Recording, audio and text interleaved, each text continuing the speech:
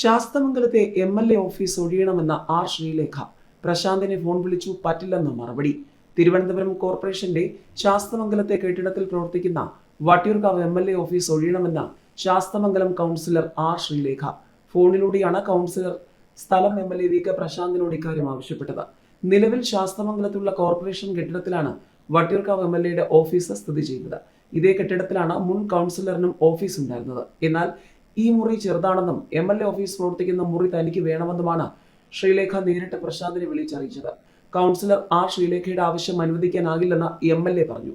വാടക കരാർ പ്രകാരമാണ് ഓഫീസ് അനുവദിച്ചിട്ടുള്ളതെന്നും 2026 നിയമസഭാ തെരഞ്ഞെടുപ്പ് വരെ കാലാവധിയുണ്ടെന്നും അദ്ദേഹം പറഞ്ഞു. അതേസമയം കോർപ്പറേഷൻ കൗൺസിൽ ആവശ്യപ്പെട്ടാൽ MLAക്ക് ഓഫീസ് ഒഴിഞ്ഞു നൽകേണ്ടി വരും.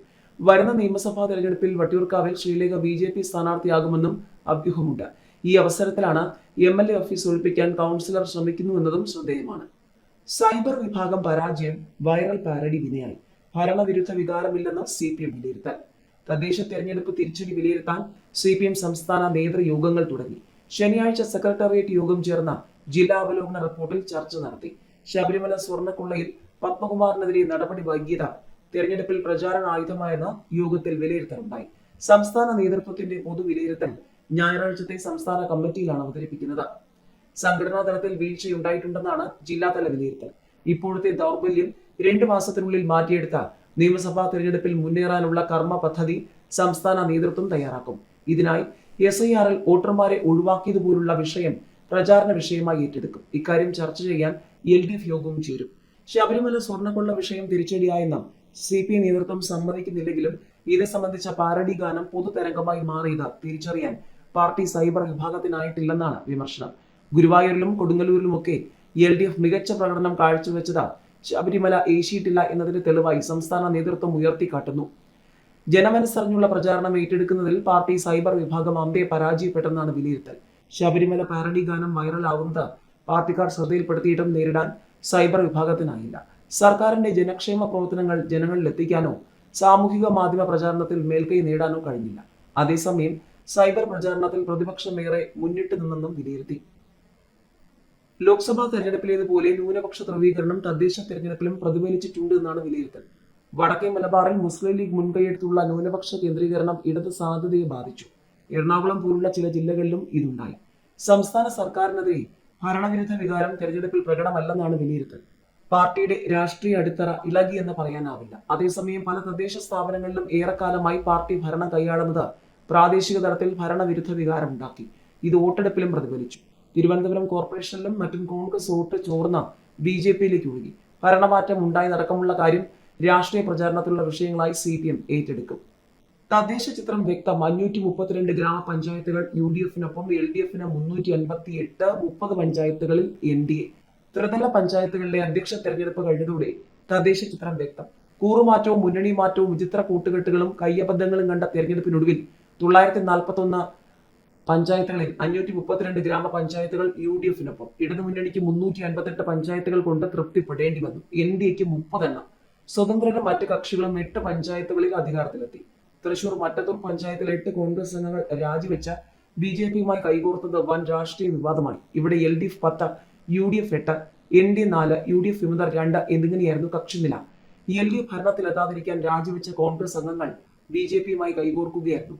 കോൺഗ്രസ് വിമതയായി ജയിച്ച ടെസി ജോസ് കല്ലറയ്ക്കലിനെയാണ് കോൺഗ്രസ് NDA അംഗങ്ങൾ പ്രസിഡന്റായി തെരഞ്ഞെടുത്തത്. പിന്നാലെ DCC ജനറൽ സെക്രട്ടറി TM ചന്ദ്രൻ, മണ്ഡലം പ്രസിഡന്റ് ഷാഫി കല്ലുപറമ്പിൽ എന്നിവരെ പാർട്ടിയുടെ പ്രാഥമിക അംഗത്വത്തിൽ നിന്നും പുറത്താക്കി. തൃശൂർ ചൊവ്വന്നൂർ പഞ്ചായത്തിൽ SDPIയുടെ 2 അംഗങ്ങൾ പിന്തുണച്ചതോടെ പ്രസിഡന്റ്, വൈസ് പ്രസിഡന്റ് സ്ഥാനങ്ങൾ UDF-ന് കിട്ടി. പ്രസിഡന്റായി തിരഞ്ഞെടുക്കപ്പെട്ട MM നിതീഷിനോട് സ്ഥാനം രാജിവെക്കാൻ കോൺഗ്രസ് നേതൃത്വം ആവശ്യപ്പെട്ടെങ്കിലും രാജിവെച്ചിട്ടില്ല. അതേസമയം പത്തനംതിട്ട കോട്ടങ്ങൽ പഞ്ചായത്ത് പ്രസിഡന്റായി തിരഞ്ഞെടുക്കപ്പെട്ട UDF അംഗം SDPI പിന്തുണ സ്വീകരിക്കാതെ രാജിവെച്ചു. സൈബർ വിഭാഗം പരാജയം, വൈറൽ പാരഡി വിനയായി. ഭരണവിരുദ്ധ വികാരമില്ലെന്ന് CPM വിലയിരുത്തൽ. തദ്ദേശ തെരഞ്ഞെടുപ്പ് തിരിച്ചടി വിലയിരുത്താൻ CPM സംസ്ഥാന നേതൃയോഗങ്ങൾ തുടങ്ങി. ശനിയാഴ്ച സെക്രട്ടേറിയറ്റ് യോഗം ചേർന്ന ജില്ലാ അവലോകന റിപ്പോർട്ടിൽ ചർച്ച നടത്തി. ശബരിമല സ്വർണ്ണക്കൊള്ളയിൽ പത്മകുമാറിനെതിരെ നടപടി വൈകിയത് തെരഞ്ഞെടുപ്പിൽ പ്രചാരണ ആയുധമായെന്ന് യോഗത്തിൽ വിലയിരുത്തലുണ്ടായി. സംസ്ഥാന നേതൃത്വത്തിന്റെ പൊതുവിലയിരുത്തൽ ഞായറാഴ്ചത്തെ സംസ്ഥാന കമ്മിറ്റിയിലാണ് അവതരിപ്പിക്കുന്നത്. സംഘടനാ തലത്തിൽ വീഴ്ചയുണ്ടായിട്ടുണ്ടെന്നാണ് ജില്ലാതല വിലയിരുത്തൽ. ഇപ്പോഴത്തെ ദൗർബല്യം 2 മാസത്തിനുള്ളിൽ മാറ്റിയെടുത്ത നിയമസഭാ തെരഞ്ഞെടുപ്പിൽ മുന്നേറാനുള്ള കർമ്മ പദ്ധതി സംസ്ഥാന നേതൃത്വം തയ്യാറാക്കും. ഇതിനായി SIR-ൽ വോട്ടർമാരെ ഒഴിവാക്കിയതുപോലുള്ള വിഷയം പ്രചാരണ വിഷയമായി ഏറ്റെടുക്കും. ഇക്കാര്യം ചർച്ച ചെയ്യാൻ LDF യോഗവും ചേരും. ശബരിമല സ്വർണ്ണക്കൊള്ള വിഷയം തിരിച്ചടിയായെന്ന് CPI നേതൃത്വം സമ്മതിക്കുന്നില്ലെങ്കിലും ഇത് സംബന്ധിച്ച പാരഡി ഗാനം പൊതുതരംഗമായി മാറിയത് തിരിച്ചറിയാൻ പാർട്ടി സൈബർ വിഭാഗത്തിനായിട്ടില്ലെന്നാണ് വിമർശനം. ഗുരുവായൂരിലും കൊടുങ്ങല്ലൂരിലുമൊക്കെ LDF മികച്ച പ്രകടനം കാഴ്ചവെച്ചത് ശബരിമല ഏശിയിട്ടില്ല എന്നതിന് തെളിവായി സംസ്ഥാന നേതൃത്വം ഉയർത്തിക്കാട്ടുന്നു. ജനമനസ്സറിഞ്ഞുള്ള പ്രചാരണം ഏറ്റെടുക്കുന്നതിൽ പാർട്ടി സൈബർ വിഭാഗം അമ്പെ പരാജയപ്പെട്ടെന്നാണ് വിലയിരുത്തൽ. ശബരിമല പാരഡി ഗാനം വൈറലാവുന്നത് പാർട്ടിക്കാർ ശ്രദ്ധയിൽപ്പെടുത്തിയിട്ടും നേരിടാൻ സൈബർ വിഭാഗത്തിനായില്ല. സർക്കാരിന്റെ ജനക്ഷേമ പ്രവർത്തനങ്ങൾ ജനങ്ങളിൽ എത്തിക്കാനോ സാമൂഹിക മാധ്യമ പ്രചാരണത്തിൽ മേൽക്കൈ നേടാനോ കഴിഞ്ഞില്ല. അതേസമയം സൈബർ പ്രചാരണത്തിൽ പ്രതിപക്ഷമേറെ മുന്നിട്ട് നിന്നെന്നും വിലയിരുത്തി. ലോക്സഭാ തെരഞ്ഞെടുപ്പിലേതുപോലെ ന്യൂനപക്ഷ ധ്രുവീകരണം തദ്ദേശ തെരഞ്ഞെടുപ്പിലും പ്രതിഫലിച്ചിട്ടുണ്ട് എന്നാണ് വിലയിരുത്തൽ. വടക്കേ മലബാറിൽ മുസ്ലിം ലീഗ് മുൻകൈയെടുത്തുള്ള ന്യൂനപക്ഷ കേന്ദ്രീകരണം ഇടത് സാധ്യതയെ ബാധിച്ചു. എറണാകുളം പോലുള്ള ചില ജില്ലകളിലും ഇതുണ്ടായി. സംസ്ഥാന സർക്കാരിനെതിരെ ഭരണവിരുദ്ധ വികാരം തെരഞ്ഞെടുപ്പിൽ പ്രകടമല്ലെന്നാണ് വിലയിരുത്തൽ. പാർട്ടിയുടെ രാഷ്ട്രീയ അടിത്തറ ഇളകിയെന്ന് പറയാനാവില്ല. അതേസമയം പല തദ്ദേശ സ്ഥാപനങ്ങളിലും ഏറെക്കാലമായി പാർട്ടി ഭരണം കൈയാളുന്നത് പ്രാദേശിക തലത്തിൽ ഭരണവിരുദ്ധ വികാരമുണ്ടാക്കി. ഇത് വോട്ടെടുപ്പിലും പ്രതിഫലിച്ചു. തിരുവനന്തപുരം കോർപ്പറേഷനിലും മറ്റും കോൺഗ്രസ് വോട്ട് ചോർന്ന് BJPയിലേക്ക് ഒഴുകി. ഭരണമാറ്റം ഉണ്ടായതടക്കമുള്ള കാര്യം രാഷ്ട്രീയ പ്രചാരണത്തിലുള്ള വിഷയങ്ങളായി CPM ഏറ്റെടുക്കും.